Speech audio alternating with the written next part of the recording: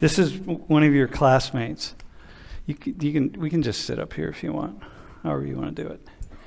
Can you introduce yourself, man?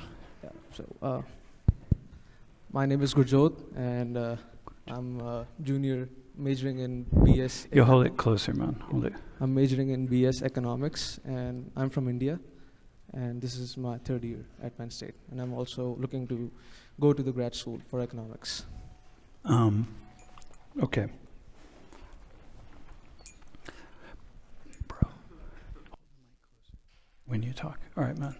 Listen, so you are Sikh.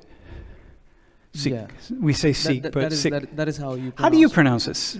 I pronounce it as Sikh, Sikh. that KH sound at the end. Sikh, yeah. And you know that by your head covering. Yeah, the turban. Do you guys say, how do you say that? How do you say it, like in... The name of You the just say, religion? yeah, how do you say, yeah, what's the name? And Okay, so it's called a pug. do you gotta hold that closer? Yeah, so it's called a pug. Like people have various versions of it to call it. So some people call it dastar, or some people call it pug. Mm-hmm. And that's basically the Hindi and Punjabi words for turban. Okay. And so in English we say turban. Yeah. So can you tell us a few things? So first off, I know that. So I used to be the faculty advisor to the Sikh student organization here on campus. There is, yes. Yeah, for a number of years, and really, in a way, for me, religiously speaking, if I could choose a religion to be. I was baptized as a Christian, born into a Christian family. I converted at some point a number of years ago to Islam, but it was an accident. Like I didn't really know I was converting to Islam, but I did, and I'm like, all right, cool, man. I'll be Muslim too. But if I could choose, in my mind, I'd probably be Jewish because I'm most connected to the people of the book, right? There's something in Judaism that just pulls my mind in, right? But philosophically speaking, I would follow Sikhism. So can you say a few words about about the basic tenets?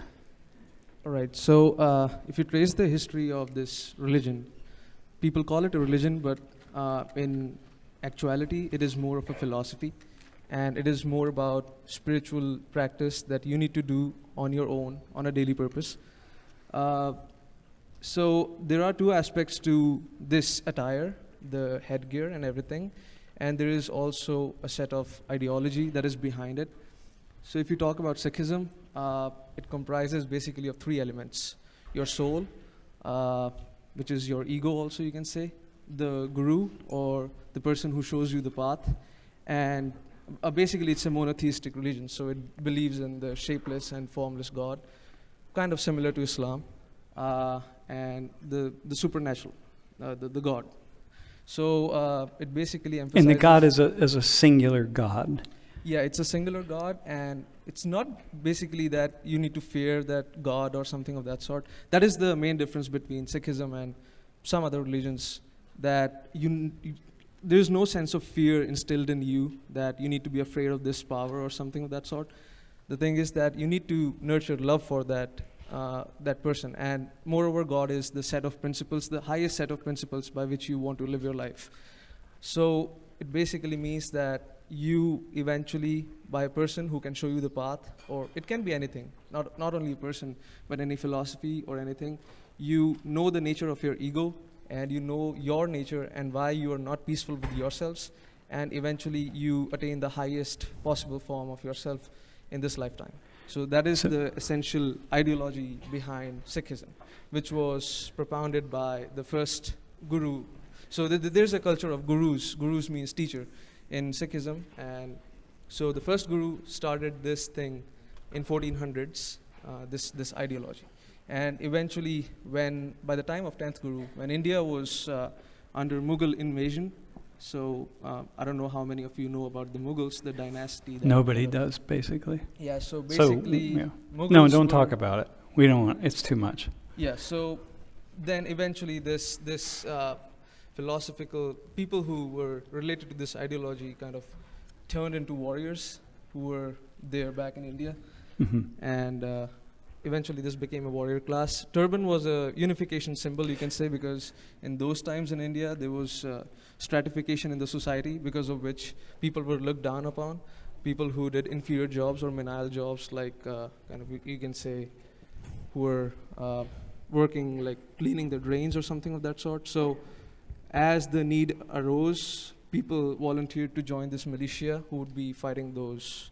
And Fighting for equality. Yeah, fighting Dude, for equality. Can you go, Leah, can you go to the next slide? So listen, so you said a couple things here, right? One is that you find God here. Yes. Not in temples, not among the priest class, Exactly. not Yes. rituals. It's here, in the goal, which is really in so many ways the goal of all religions, but definitely in Sikhism, it's really key, is to destroy your ego, because the only way to get to God is to destroy your own ego. And the ego is the part of us that thinks like many of you are here in school because you want to get degrees and you want to make money and you want to elevate yourselves and you want to set yourself out from other people and so on. And in Sikhism, it's like, no, don't pursue that. That's not the godly path. The godly path is when you let go of all those things and you become one with the Creator. And as you become one with the Creator, you can only do that if your ego is really weak. Yeah, So- and to be specific, it doesn't mean that you need to, give up on all things and be a hermit and be sitting on the top of the mountain. It just means that when you perform your actions in the daily life, just be detached with the outcome. And if you're detached with the outcome, you can actually attain peace within yourself. That is how, what it means. And it also says that through your actions and the nature of your actions, it will be decided whether you are close to God or whether you are far from Yeah. Him. So that is Yeah. And apart from Him doesn't mean in some kind of hell, yeah. which is really Basically, not. it means that you will keep. So it also believes in the concept of reincarnation, and getting another birth is kind of seen as a path of disturbance, because the more you are in this world, the more you are bound to get disturbed. And so somebody who is emancipated by the cycle of birth and death, that is considered to be the highest attainment in this religion. So if you are good in your actions, if you understand the nature of your actions, Yeah. you can eventually get emancipated. That is what it believes. Which is for people with a singular God and this concept of heaven, that's the same idea as being in heaven. Yeah. Look, I want to add a couple of things. So here, there are a few things in Sikh philosophy that if you really, I have this idea that most people, if they really understood this, I mean, this is just an awesome philosophy that most people have, but dude, the key is truthful and honest living. That's That one point, don't Yeah. eat meat. That is, I think, that is why I was trying to differentiate between Yeah. two factions which Yeah, exist yeah, yeah. currently in Sikhism. Don't eat meat is just kind of a tenet added by people over the ages as this philosophy began. Because again, when you say don't do this or don't do that, Yeah. you're not actually understanding something. You are Yeah. kind of imposing, and that is the reason why this religion is different, because it doesn't want to impose anything on you, and it wants you to understand on your own that what you are and what you are up to. Yeah, I shouldn't have written it that way, because that really isn't it. Because it's not about not eating meat. It's that if you do eat, it's like, look, all life is equal. The ant and the bug and the mosquito is equal to me. All life is equal. In the Judeo-Christian concept of life, there's the God created humans as the highest form of life on earth. And so humans are up here and everything else is down here. And there's this idea that many people have about humans have kind of dominion over other life. But Sikhs don't have that. For Sikhs, it's it's equality is the key. And so what you were saying about the actual emergence of Sikhism being it's about bringing about equality. And so in a class like this, it's really a very cool philosophy.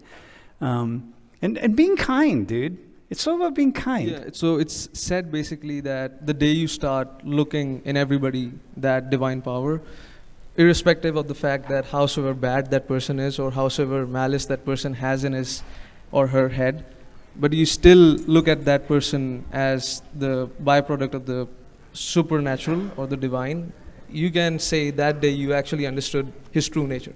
Dude. And that day you actually understood that what loving actually means, because you can achieve the best form of yourself only if you understand the nature of love. Yeah, dude, that's so awesome, man. It's just, this is Mr. Rishi. Hey, by the way, you have I put my kata on today, by the way. Yeah, so basically the turban, the kada, and some Sikhs also keep a small sword or a dagger kind of thing with them. Those things are a symbol of baptism. So when the militia was formed, that was kind of unification symbol for all the people who joined the militia. And it's nothing to do with the philosophy. So if I'm wearing the turban and this thing, it's because my family has already been following this tradition since ages. And so it's more of the thing that I kept up my family tradition instead of, it's not something that you cannot be a Sikh if you don't wear this. You can be a Sikh if you follow that philosophy. Yeah, anybody can be a Sikh. Yeah. Dude, so you don't have to be a turban, or you don't have to wear a turban. When's the last time you cut your hair?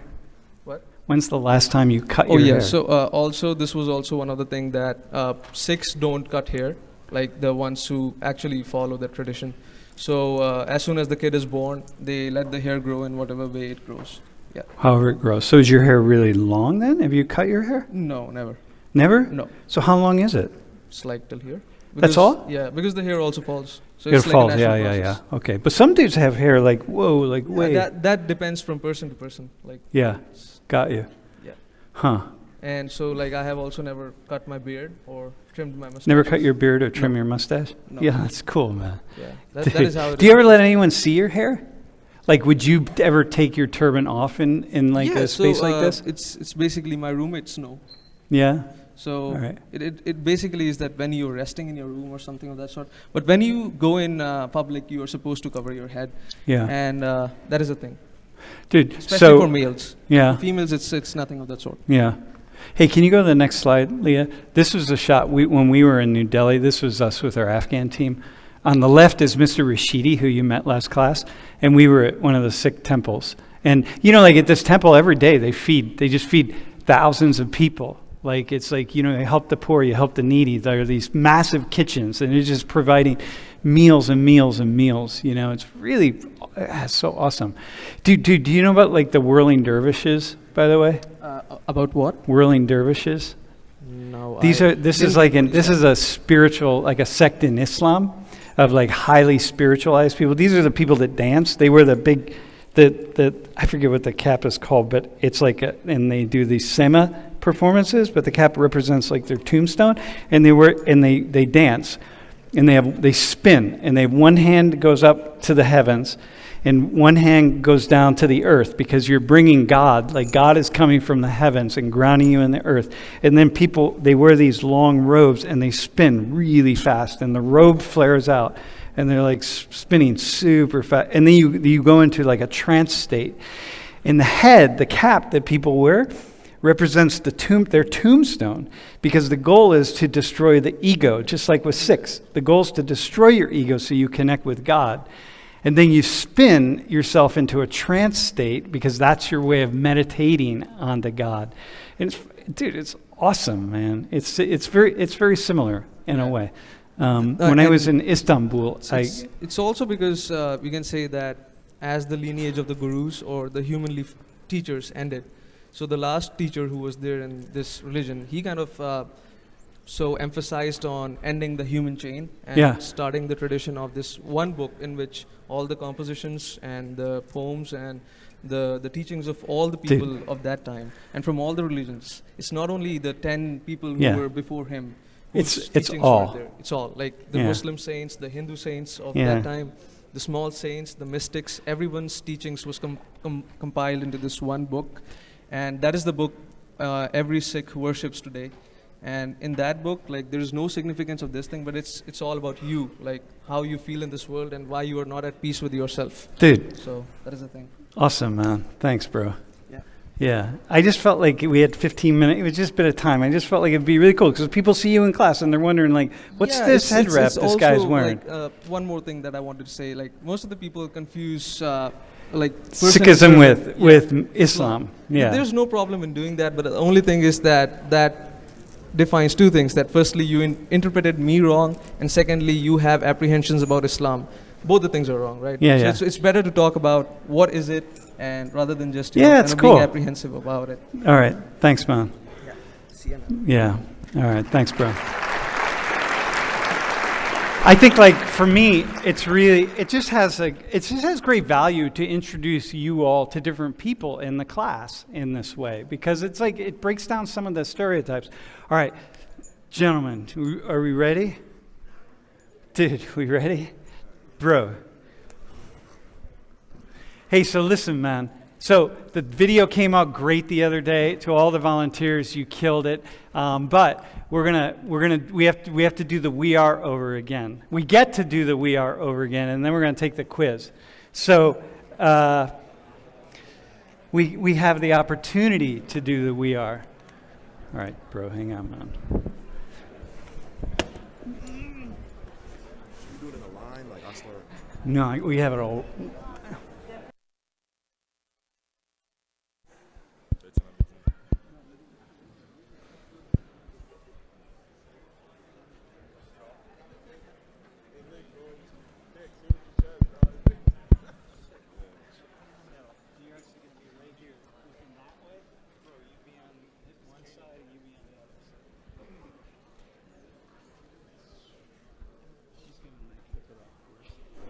To give it a second. Hey, man. So,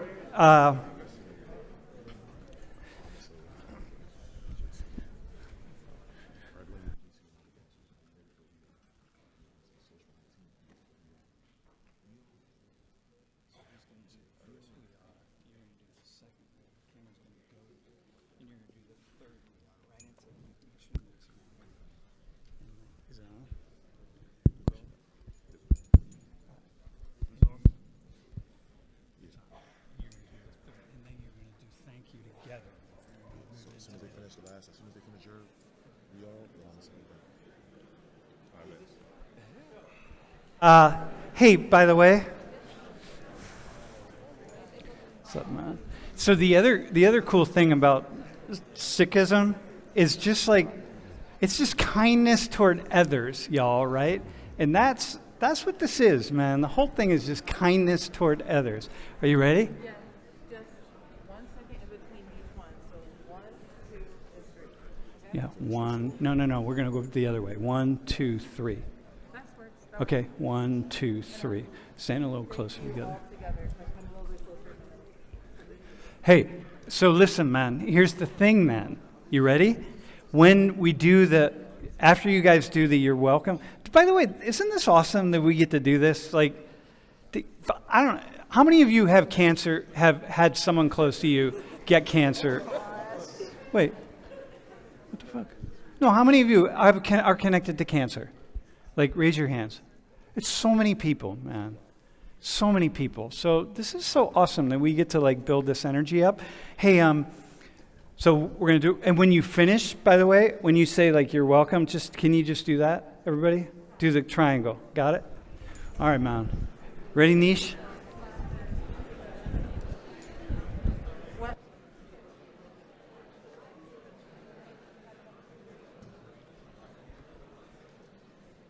Not too close to. No, we good.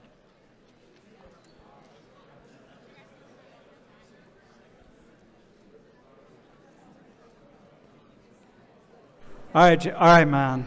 Dude, you're talking. Right here. At you or the. Just here. You ready? Go ahead, man. To everyone in the BJC and all my thon dancers, are you ready for a We Are? Social 119, are you guys ready? Yeah. We are. We are. We are. Thank you. Yeah. You got it? You good? Not that second one, dude. They went quick as shit. Oh, wait, hang on. We're going to do it one more time. Yo. You're just going to go a little slow. Just hang on. We're going to do it one more time. This is it. Dude, you got to go fast. You got to just move fast, dog. I wasn't fast, and they went faster. Dude, you got it, man. We good? Yeah, we're good. Just give me a second in between each one. All right. All right, hold on. Everyone in the BJC and all my.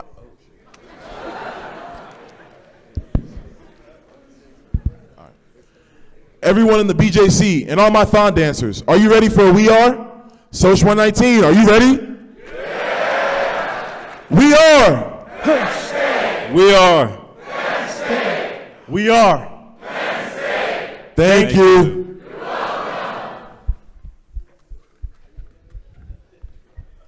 All right, man. All right, dude. Thanks, dude. Thanks, man.